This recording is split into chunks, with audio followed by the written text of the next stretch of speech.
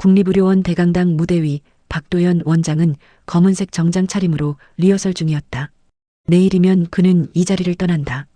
35년간 지켜온 자리, 한 번의 스캔들도 없이 완성한 커리어의 정점이었다. 원장님, 조명각도 괜찮으신가요? 행사 담당 직원이 물었다. 도연은 고개를 끄덕였다. 무대 아래로는 500여 개의 의자가 정렬되어 있었다. 내일이면 그 자리는 보건복지부 장관, 서울시장, 대학병원장들로 채워질 것이다. 그의 업적을 기리기 위해 모인 사람들. 축사는 3분, 공로패 수여 후 원장님 답사 순서입니다. 도연은 연단 위에 놓인 원고를 내려다봤다. 비서실에서 준비한 문장들은 완벽했다. 감사, 헌신, 미래에 대한 희망.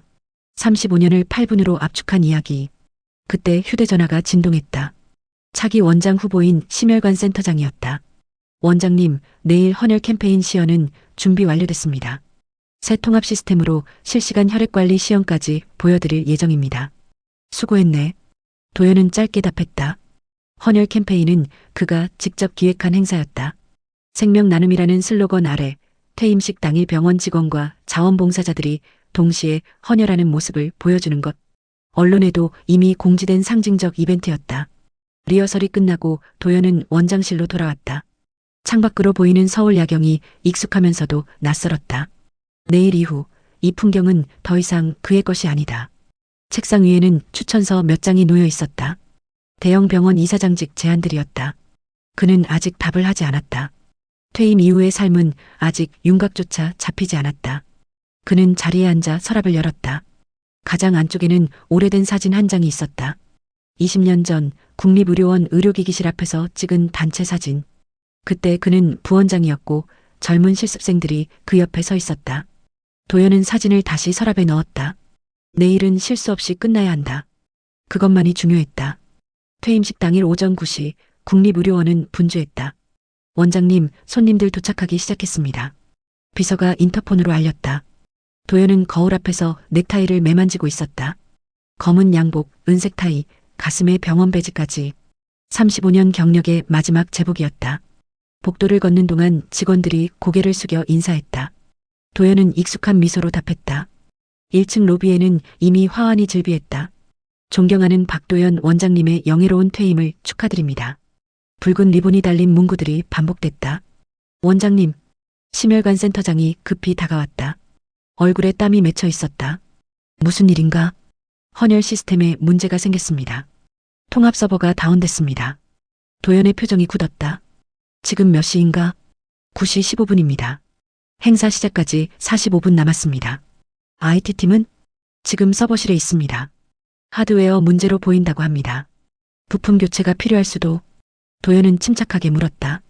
최악의 경우 복구 시간은? 2시간에서 3시간입니다. 행사는 10시에 시작한다. 10시 30분에 헌혈 캠페인 시연이 예정되어 있었다. 보건복지부 장관 앞에서 20개 언론사 카메라 앞에서 보여줄 국립의료원의 혁신이 무너지는 순간이었다. 대체 방안은? 수기 등록으로 전환할 수 있습니다. 하지만 실시간 통합 시연은 불가능합니다. 도연은 창밖을 봤다. 병원 앞 주차장에는 이미 방송국 중계차가 대기 중이었다. KBS, MBC, SBS. 그들은 디지털 헬스케어 시대를 여는 국립의료원의 모습을 기대하고 있었다. 시연을 취소하면 어떻게 되나? 일정표가 이미 배포됐습니다. 장관님 축사 직후 바로 이어지는 순서입니다. 순간 도연의 뇌리를 스쳐가는 것들이 있었다. 언론 기사 제목, 퇴임식 행사 차질, 동료들의 실망스러운 눈빛, 무엇보다 자신의 마지막이 미완성으로 기억되는 것. 원장님 결정하셔야 합니다. 심혈관 센터장이 재촉했다. 대강당 쪽에서 음향 체크 소리가 들렸다. 마이크를 두드리는 소리, 하나, 둘, 하나, 둘. 시간은 흘러가고 있었다. 도연은 복도 끝 서버실 방향을 바라봤다. 형광등 불빛 아래 몇 명의 IT 직원이 분주히 움직이는 모습이 보였다. 일단 진행합니다.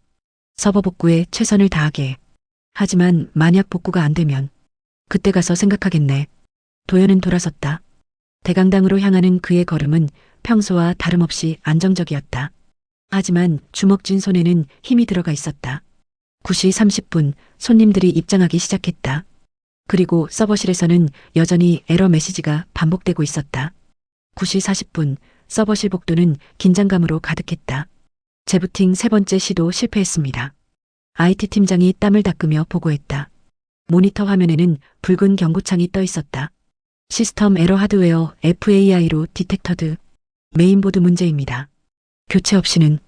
그때였다. 복도 끝에서 청소 카트를 밀고 오는 사람이 있었다. 회색 작업복, 낡은 운동화, 마스크로 반쯤 가려진 얼굴. 야간 청소팀 소속 이선우였다. 선우는 보통 밤 10시부터 새벽 5시까지 근무했다. 하지만 오늘은 퇴임식 준비로 아침 일찍 호출을 받았다. 대강당 주변 복도 청소, 화장실 점검, 쓰레기 수거. 행사가 끝난 후에도 남아 뒷정리를 해야 했다.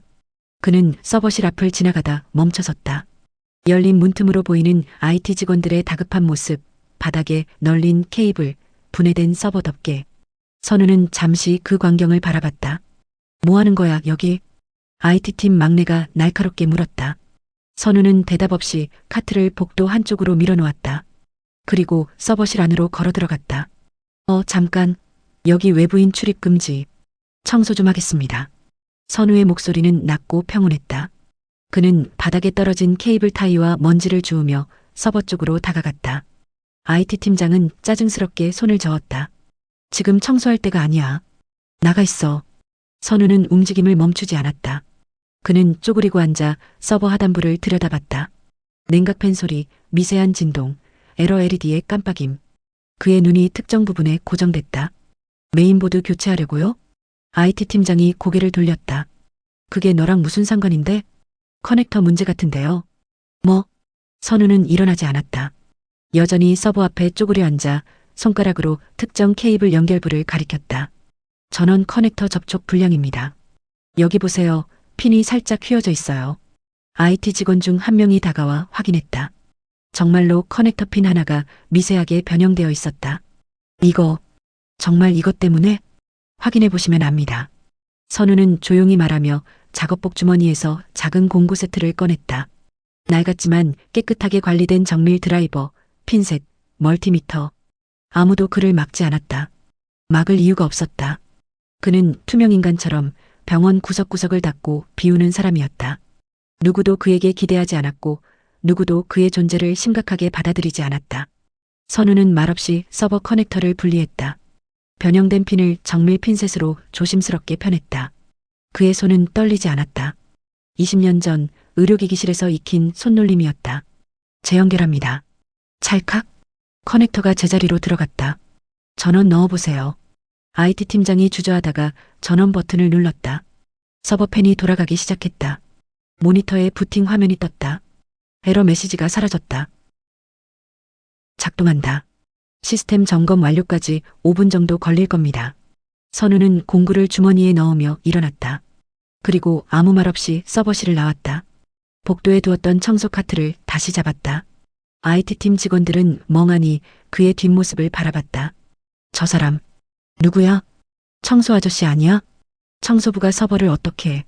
그때 대강당에서 음악이 흘러나오기 시작했다. 9시 55분. 행사 시작 5분 전이었다. 선우는 카트를 밀며 복도를 따라 걸었다. 그의 마스크 너머 표정은 보이지 않았다. 그리고 1층 로비 한쪽 대강당 입구 앞에서 박도연 원장이 서 있었다. 두 사람의 시선이 스쳤다. 도연은 그 순간 무언가 낯익은 것을 느꼈다. 하지만 정확히 무엇인지 알 수 없었다. 선우는 고개를 숙이고 지나갔다. 시계는 10시를 가리켰다. 오전 10시 32분 헌혈 캠페인 시연이 진행되고 있었다. 이렇게 실시간으로 혈액 제고, 현황과 수혈 이력을 통합 관리할 수 있습니다. 심혈관 센터장의 설명에 맞춰 대형 스크린에 데이터가 표시됐다. 보건복지부 장관이 고개를 끄덕였다. 카메라 셔터 소리가 터져나왔다. 도연은 무대 옆 기빈석에 앉아 있었다. 시연은 성공적이었다. 아무도 30분 전의 위기를 알지 못했다. 하지만 그의 시선은 자꾸만 대강당 뒤편 출입구로 향했다. 그곳에서 회색 작업복을 입은 남자가 쓰레기 봉투를 교체하고 있었다. 이선우. 그는 조용히 마치 존재하지 않는 사람처럼 움직였다. 도연은 그의 손을 보고 있었다. 쓰레기 봉투를 묶는 손, 카트 손잡이를 잡는 손. 그 움직임이 묘하게 익숙했다. 30분 전 IT 팀장에게서 들은 보고가 떠올랐다. 청소 직원 중 한 명이 서버를 고쳤다고요? 네, 정확한 원인을 찾아냈습니다. 커넥터 접촉 불량이었는데 저희도 몰랐던 부분이었습니다. 그 직원 이름이 이선우라고 합니다. 야간 청소팀입니다. 이선우. 도연은 그 이름을 곱씹었다. 낯설지 않은 성씨였다. 시연이 끝나고 박수가 터졌다. 도연은 자리에서 일어나 악수를 나눴다. 장관, 시장, 병원장들 모두가 축하를 건넸다. 하지만 그의 머릿속에는 다른 생각이 맴돌았다. 휴식 시간, 도연은 비서에게 조용히 지시했다. 이선우라는 청소 직원, 인사 기록 좀 가져오게. 10분 후 태블릿 화면에 간단한 이력서가 떠올랐다. 이선우, 1978년생, 2019년 입사, 야간 청소 담당, 특이사항 없음. 그뿐이었다. 도연은 화면을 스크롤했다. 학력란은 비어 있었다.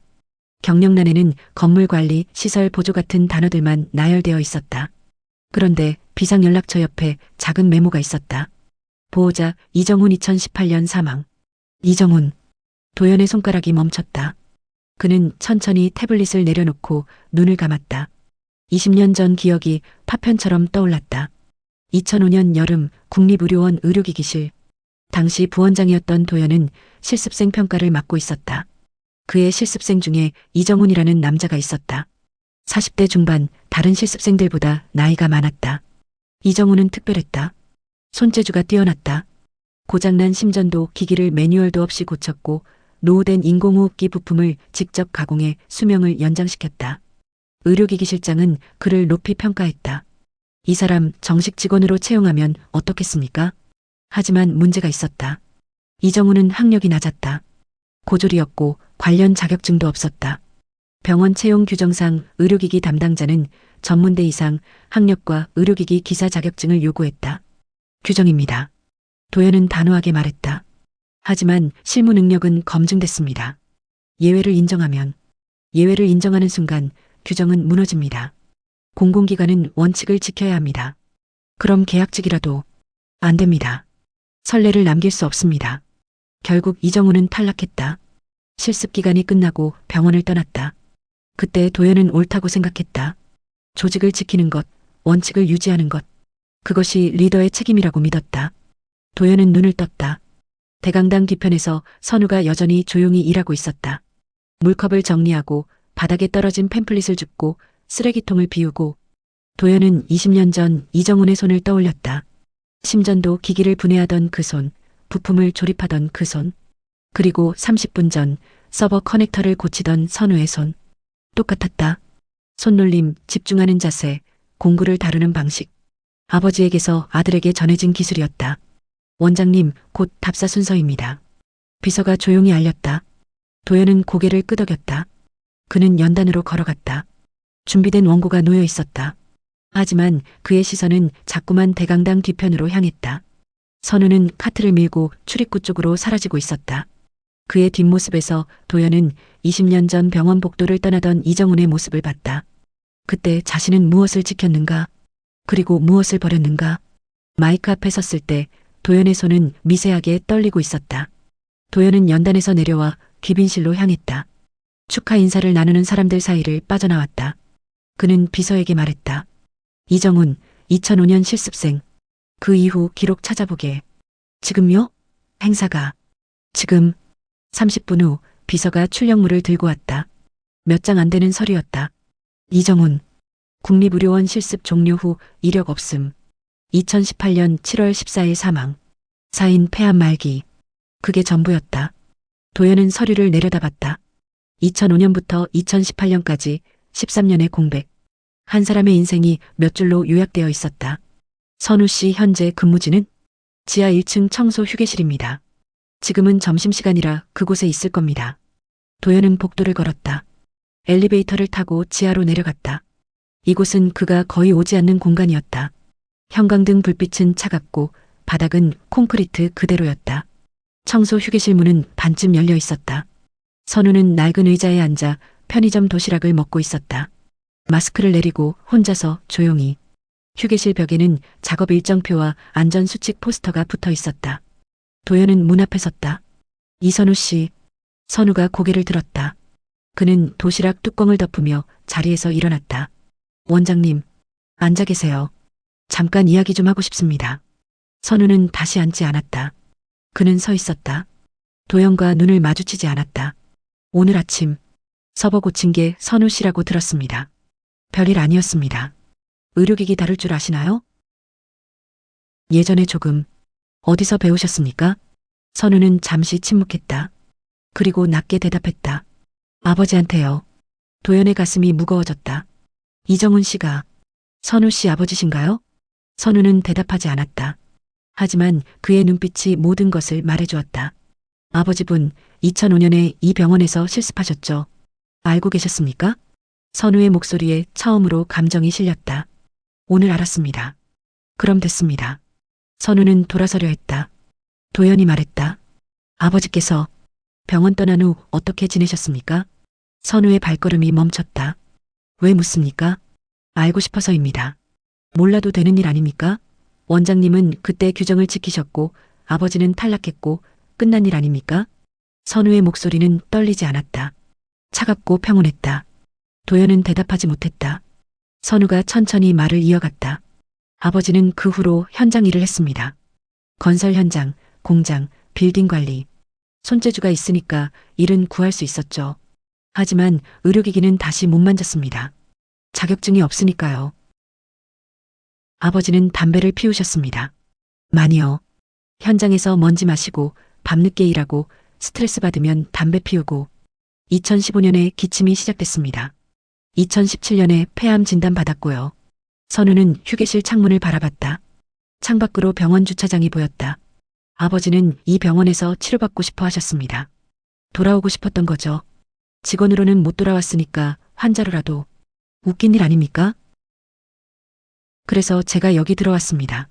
청소 일이라도 하면 직원 가족 할인 받을 수 있다고 해서요. 하지만 늦었습니다. 아버지는 2018년에 돌아가셨습니다. 도연은 아무 말도 할 수 없었다. 원장님이 뭘 잘못하셨습니까? 규정을 지키셨잖아요. 조직을 지키셨잖아요. 아무도 원장님 탓하지 않습니다. 선우는 도시락을 쓰레기통에 버렸다. 저도 원망 안 합니다. 그냥 사는 겁니다. 아버지가 못다한 일 제가 여기서 하는 거예요.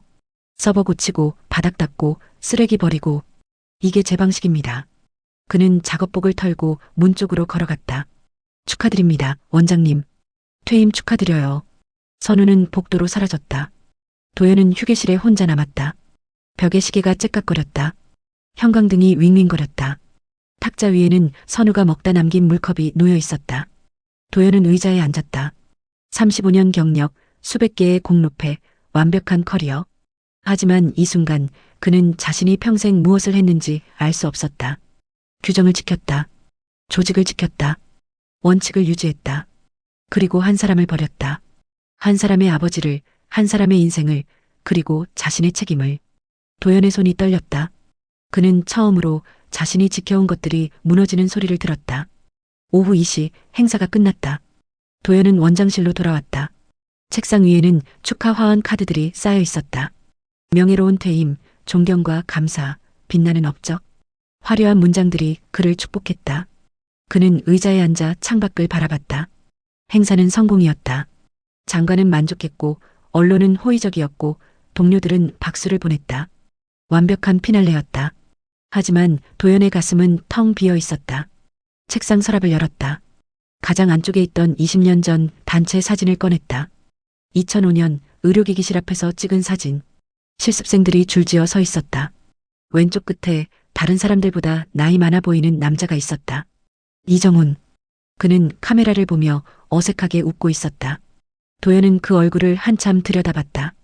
그때 자신은 무엇을 받는가? 능력을 받는가? 열정을 받는가? 가능성을 받는가? 아니었다.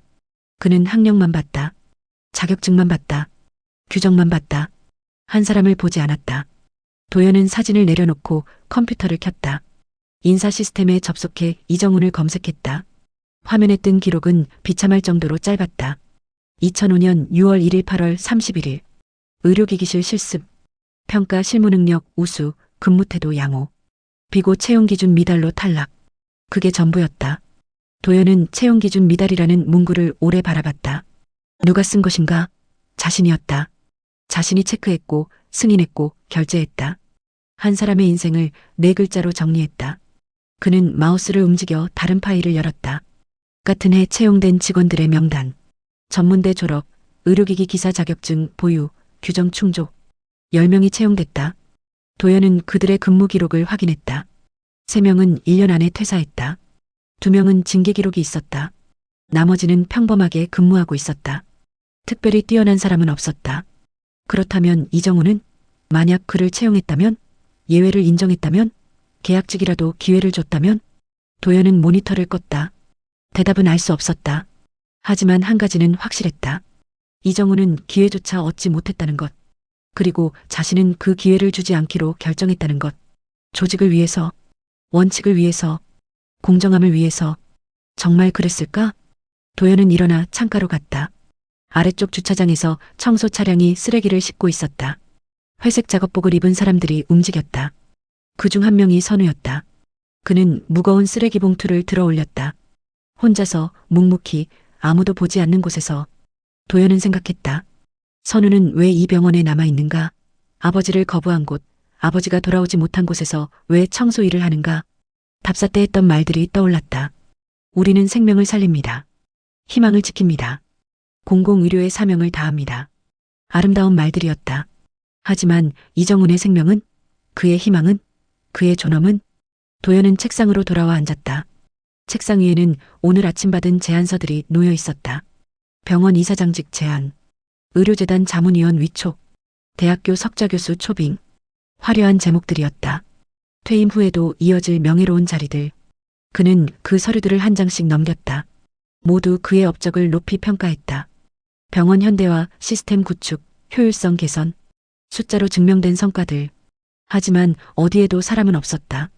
도연은 서류를 덮었다. 그는 35년 동안 무엇을 했는가?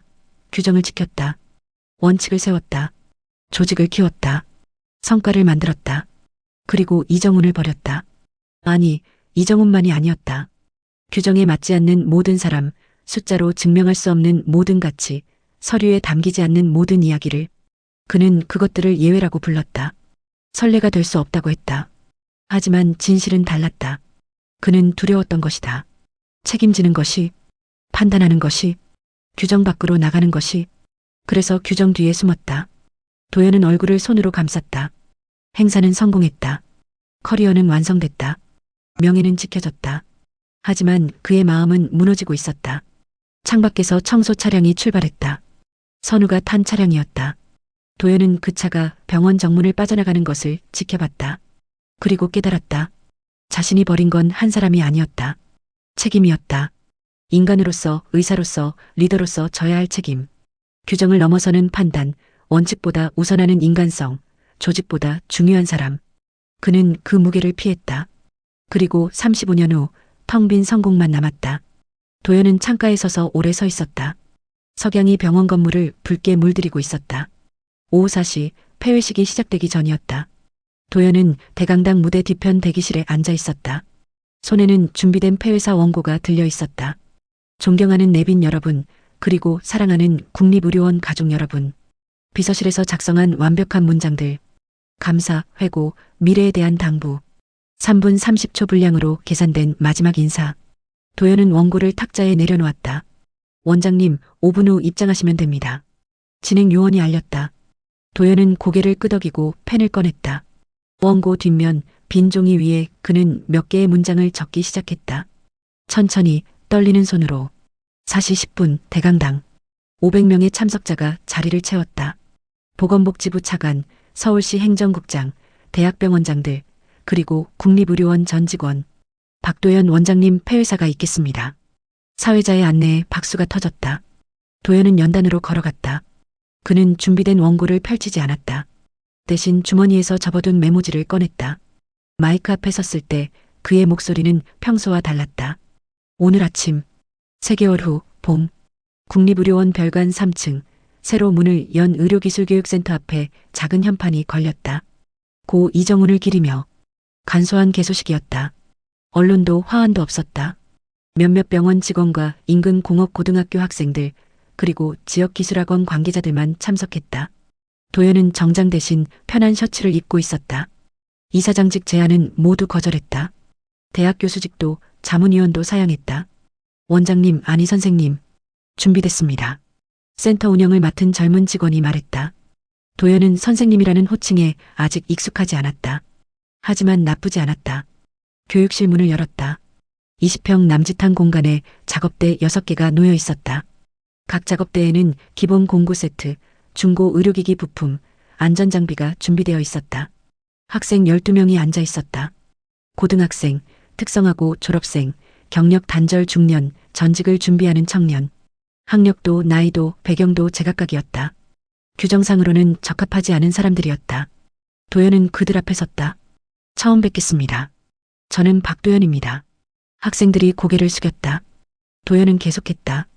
이곳은 자격증을 따기 위한 학원이 아닙니다. 취업을 보장하는 직업훈련소도 아닙니다.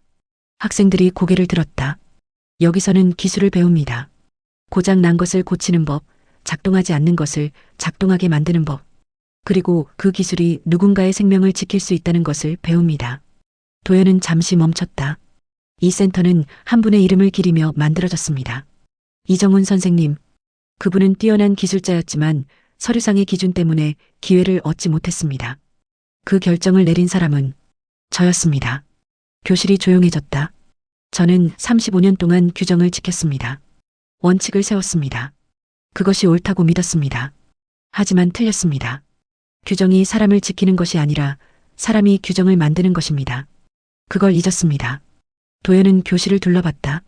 여러분 중에 누가 성공할지, 누가 좋은 직장을 얻을지 저는 모릅니다. 어쩌면 아무도 성공하지 못할 수도 있습니다. 하지만 한 가지는 약속합니다. 이곳에서는 누구도 서류 때문에 포기하지 않습니다. 능력을 증명할 기회를 모두에게 드리겠습니다. 그때 교실 뒤편 문이 열렸다. 선우가 들어왔다.